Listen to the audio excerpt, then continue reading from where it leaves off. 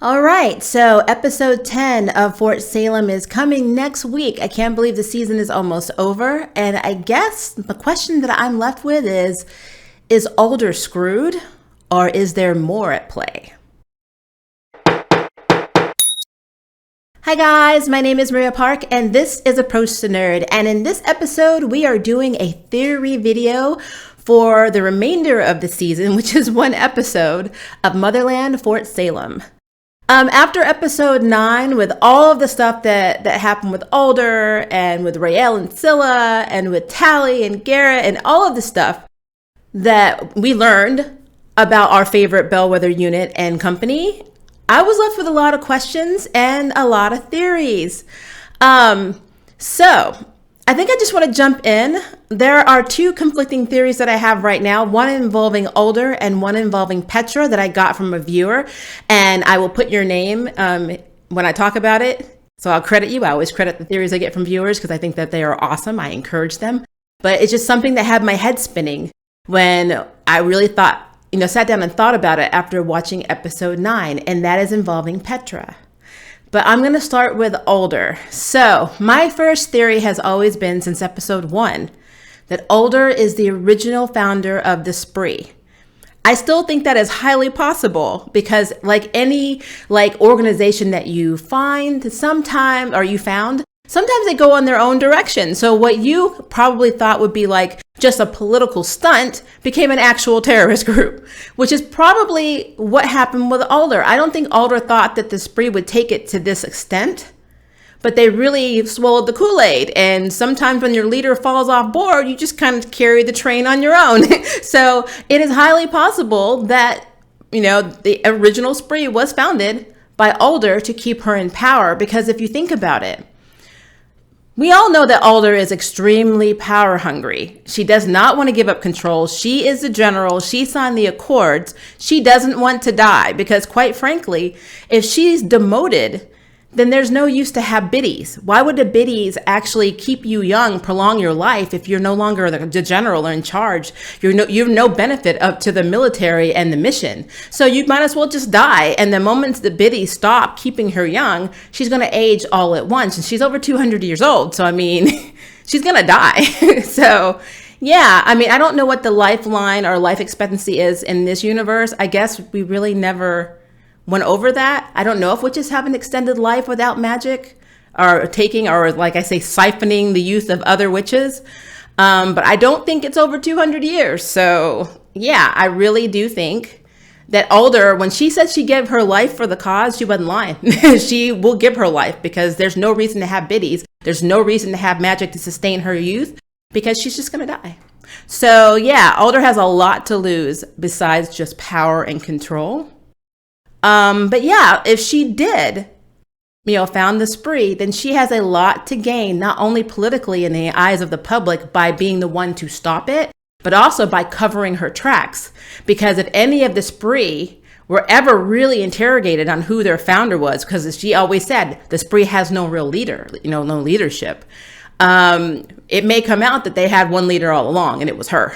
So yeah, very, very, very interesting storyline if it does turn out that Alder has been the entire time the voice of the Spree and the military.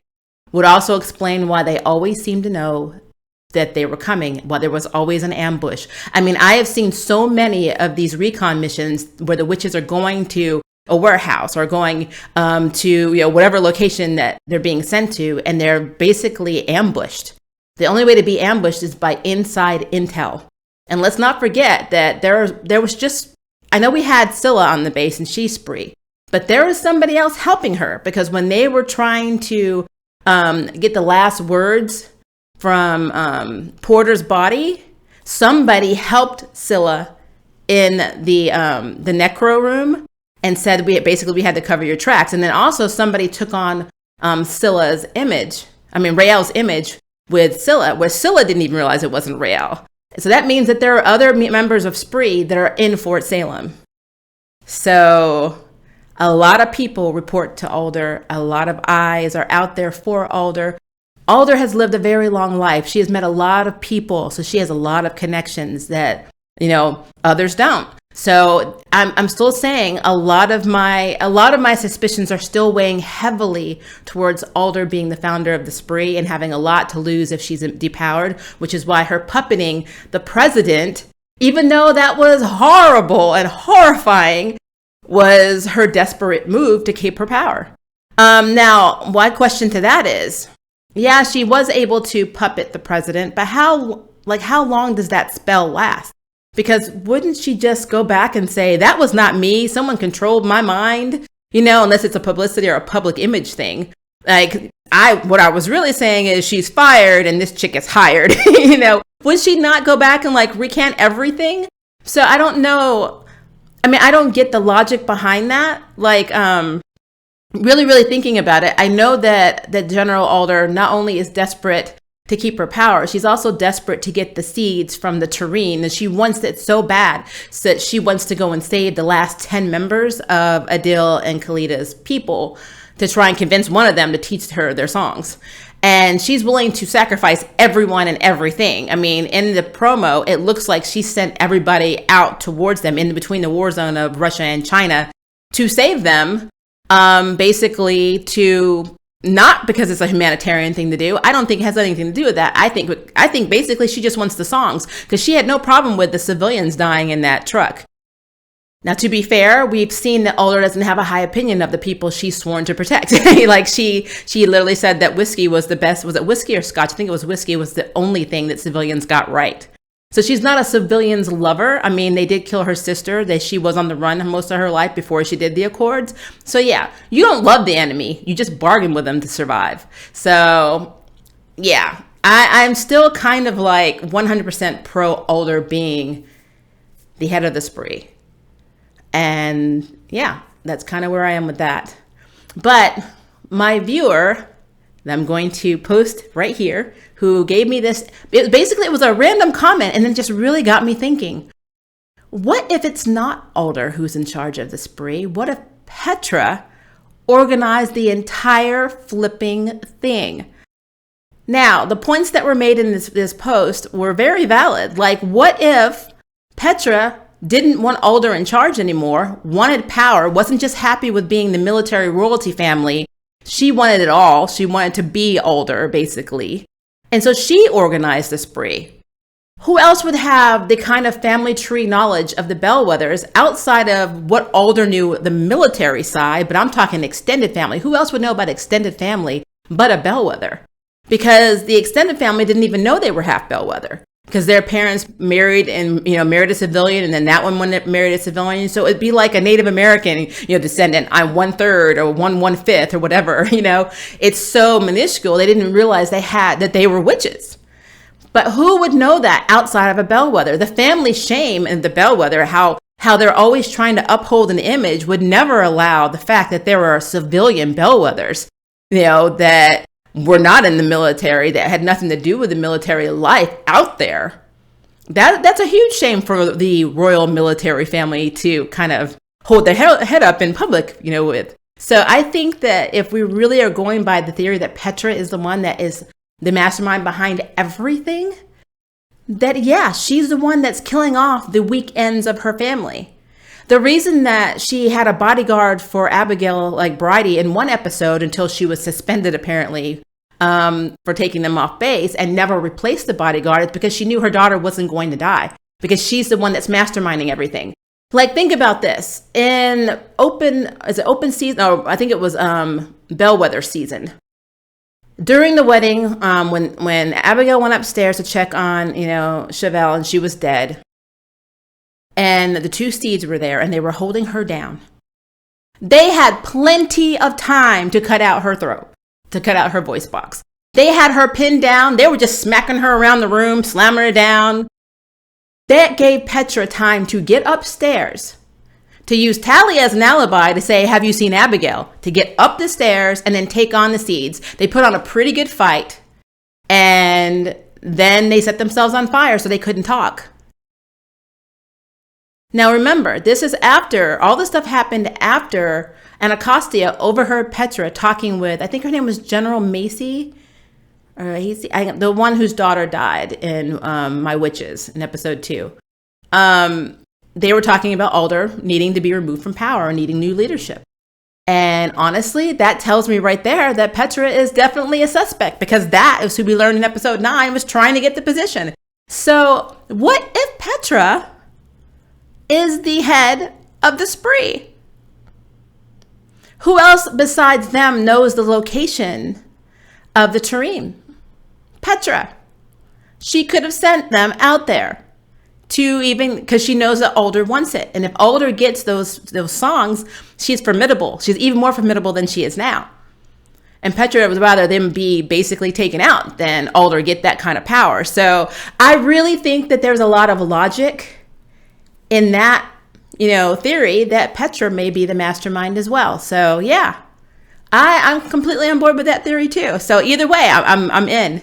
It's good writing. So, now the person you have to feel sorry for would be Abigail. Abigail has lost so much. She lost her cousin. She's lost her rival / almost friend and childhood friend, technically. She's lost her, losing and is waning her faith in her military soldier life. She was bred to be a soldier from birth. And now she's seeing how shady it is. And she's finding it hard to make excuses for her military and her soldier life. And it's sad, because that is basically what Abigail has always been. So you take that away, what's left? And then she finds out that her mother started the spree. That girl is going to have a meltdown. She's going to end up in therapy or like in a straitjacket. Like, can you imagine all the people that are scared to basically confront her, and then, because she's a bellwether, and all the respect her family gets without even doing anything, just because of the lineage of being a bellwether.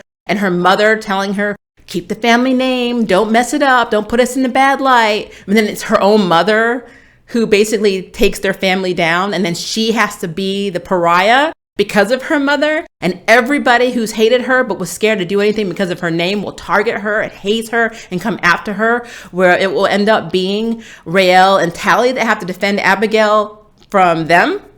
That would be crazy. That whole thing will be crazy. So yeah, I'm hoping it's not Petra for Abigail's sake, but for writing and drama, that would be awesome. That would be really awesome. So yeah, those are my two theories with that. And then I just have questions. So let's go back to the Chimera. Chimera. I'm going to call them the Chimera. I think they're Chimera.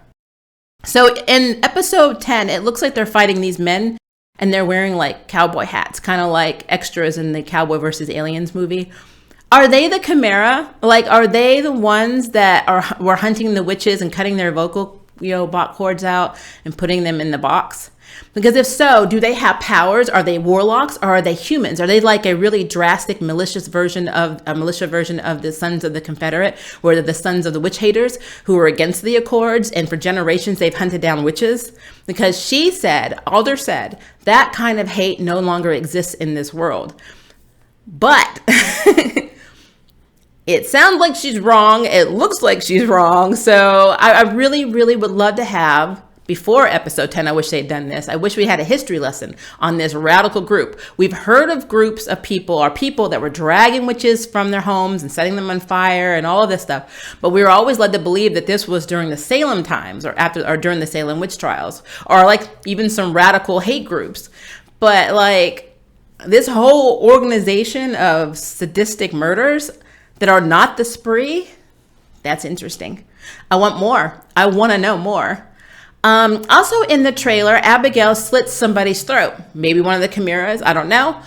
Is that the same knife that she was stabbed with in Bellwether season in the room? Remember, she gets stabbed in the shoulder, I think, and she pulls it out and she uses it to kill stab one of the spree. If that is the same knife, that is awesome, because that means she is extremely more badass than I thought. Because not only did she kill the spree, or basically hurt the spree that stabbed her, she's killing other spree with the spree knife. So it's like a war trophy. That's pretty cool. I really hope that there's a connection there and I'm just not crazy. But I thought that was the same knife. So yeah, I like that. Anacostia.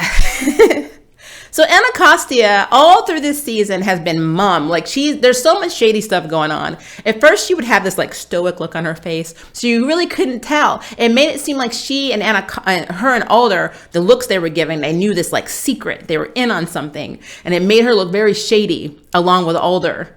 But as the time went on, especially after Scylla gets imprisoned and Anacostia is talking with Scylla, all of her stoic walls seem to be coming down. And so now you're starting to see a more human side, I guess, of Anacostia, which is interesting because she's gone from being hush and just like literally not really reacting to showing her emotions and not being able to hide them, not even from Alder. Like, I think the first time we saw her a little bit crack was when her friend was chosen to be a biddy. And she knew what that meant. She knew she was going to age and she was going to die in 5 years. But they treated it like like a huge honor, which I'm not going to judge. I personally think that's nuts, but whatever. But yeah, that was the first time we saw her kind of crack a little bit, like the armor cracked. But now she's gone from keeping things to herself to like coming out and telling the Bellwether unit that Alder was puppeting the president. It's like, wow, that's a complete 180. She went from Alder's bouncer to the Bellwether unit's bodyguard. And I really like where they're going with this. So episode 10, we see her laying on the floor, which to me, it looks like was staged. I think that's a way for Scylla to escape. I think that she's letting Scylla go. And they're making it look like she overpowered Anacostia, which honestly, guys, I don't think it happened in any realm of any imagination. I wouldn't take on Anacostia, but they're going to make it seem like she did so Scylla can get to go free. I don't know what the end game is. I don't know if she's letting her go back to the Seed. I don't know if she's hoping that she does the right thing and tries to help the Bellwether unit. I don't know what the end game is there, but she's letting Scylla go. And so, yeah, I'm not too worried about Anacostia being on the floor because I think that's what's happening. But yeah, I'm really impressed with Anacostia, like her 180. Like, I knew that she had a soft spot for the Bellwether unit, but after Libba's death, I really think that got to her too. So she really is attached to her cadets. And I think when Alder just basically used them as sacrificial lambs in City Drop, she started seeing what she didn't want to see all that time. She's not 100% there, but she's about 70 or 80% there and seeing that what Alder is doing is wrong. So yeah, I'm interested to see how the season finale plays out. I know a lot of crazy stuff's going to happen in that 1 hour. I wish it was a 2-hour finale, but yeah, that 1 hour. Something else that I had a question about with Anacostia, when she was talking to Rael in episode 9, she said, so Rael said that she felt stupid, and Anacostia's like, no, you're human. I've never heard a witch in the show call another witch humans. Like, I've always called them, they've always said civilians. So did the witches still consider themselves humans? Like, I'm just curious. Or was that just a slip? Or is it because Rael's father is a civilian, so technically she's half witch? I don't know. I'm really curious. I want to know what they consider themselves. That's just a side note. I just really want to know. Okay, so let's go to my next question, which would be the mushroom wall. Is Rael's mother in the mushroom wall? I need to know this information because the third theory I had was that, her mother's in the spree, and that's what I know about, Abigail. But is Rael, is that her mom? Because I remember in the pilot, she said her mother was fighting, and there's something about she was encased in ice or glass, and they broke her body apart to get her out. And my theory is, what if they didn't? What if the mushroom wall is her mom? Like, what if it's her mother? She had the same colored eyes. Like, their eyes were really close in color. So I'm curious, is that mama in the mushroom wall? And the necro teacher that they had that just slit the girl's throat in episode 8, that was so messed up. She seemed to know and didn't want Rael. She's like, did you touch it? And they're like, that whole way she reacted was odd. And I really hope that we get some answers on that because, we're at the season finale and it's like sometimes they never bring the things back up again. Like Bridie, I found out that Bridie got suspended from you guys because apparently Ashley Nicole Williams, the actress for Abigail, posted it on social media. It wasn't in the show. The stuff on Rael's finger that made it look like her finger was rotten. So I think another viewer reminded me that when she had healed Kalita, that it just was gone. Okay, but why? Why are we not getting an explanation for that? I want to know why it went away. Why is it when she healed Kalita, why did she not take on the illness like she takes on from everyone else? And even she said something's wrong. I'm really hoping in this 1 hour finale, we get some answers for some of these questions, because it's open-ended and I don't like how things are like such a big deal and then they just go away. So I really want to know what is up with that. So someone needs to tell me, is mom in the wall, and what was up with the finger, and why was Rael able to heal Kalita without dying and without any ramifications or side effects? I need to know these answers. Please tell me. All right. So then Tally and Garrett. Such a complicated thing. So Garrett, being Tally's first sexual partner / love / boyfriend type, is hard because he was engaged.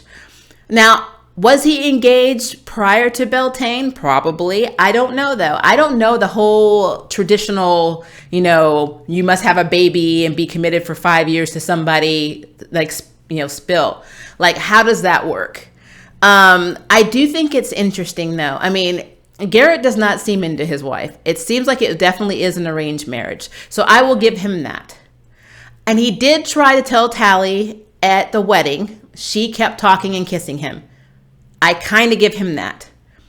But arranging a threesome with your wife, cheating on your wife, that's on him. Because whether you love your wife or not, once you say I do and you are sleeping with the person, yes, that you're really into, you're still cheating. And then arranging something with your wife and not telling Tally, saying, hey, we're going to have a threesome, that's kind of hoish behavior. I'm sorry, it really is. You don't get a pass for that. I know Tally's been going through a lot because she's been such a bright-eyed, bushy-tailed optimist almost the entire season. Now she's standing up for herself, and now she's seeing how dirty the military and shady it is. She, basically everything that's happened since City Drop, especially, and realizing that Scylla was free, has definitely altered her perception. And I think a little bit of regret is coming into her life, where she's probably starting to think her mother was right and she should have never joined the military. The only thing she had that could kind of make her forget all of this crap is sleeping with Garrett.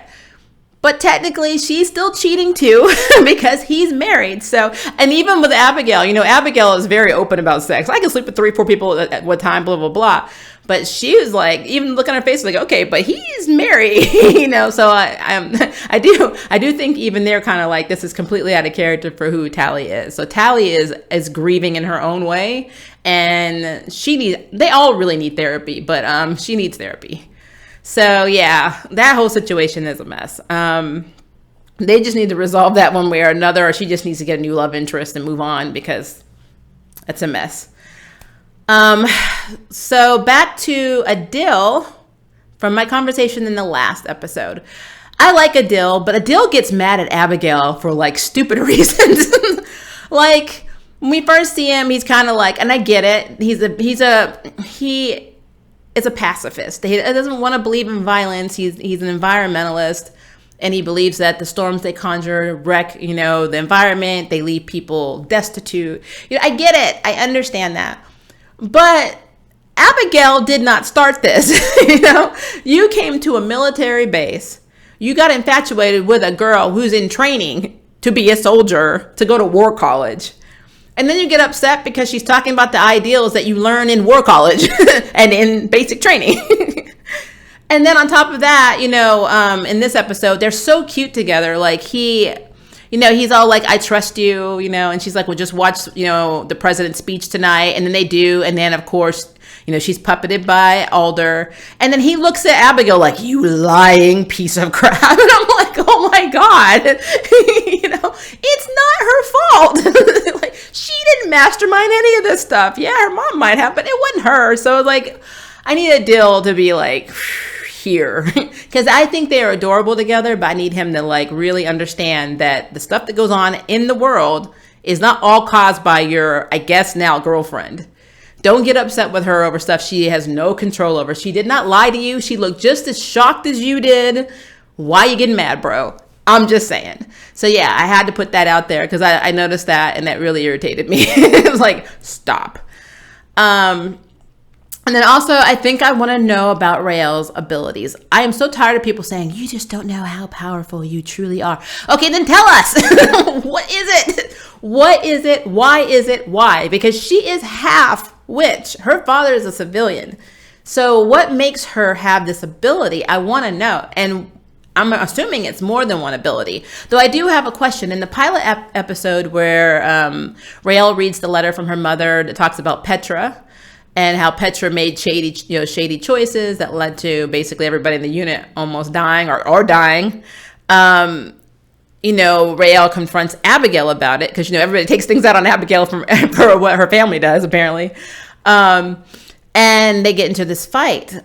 But it looked like, and this is when I think I even said this in episode 1, this is how I thought that Abigail was a blaster. When they were fighting, all of the storm energy, I don't think that was from Rael. I think that was from Abigail. Because Abigail, I think, is a prodigy blaster. I know that Rael is a prodigy fixer. And then we have the knower is actually, obviously, Tally. She is a very gifted seer, knower, whatever. So is that true? I mean, do you think that I'm wrong? Do you think that that's actually Rael's storm ability? I really hope not, because it kind of takes everything from Abigail. If you really look at it, I mean, she's lost a lot this season. And so I really need her to have that, I need her to have that one win, just let her have that win. But yeah, I just wonder, I want to know more about what actually Rael's powers are. Is she like a fixer and a necro? That would be interesting. That would be an interesting, like, yin and yang power, right? I don't know. That would be kind of cool, actually. And also, because of her abilities, how did the spree know about it? Who told them? I mean, somebody had to tell them, right? They just don't go through the index of new cadets and say, that one looks powerful. I mean, who told them about Rael's powers? Why do they want her so much? And how do they know that her powers are so powerful and she doesn't even know? Like, that's what I need to know.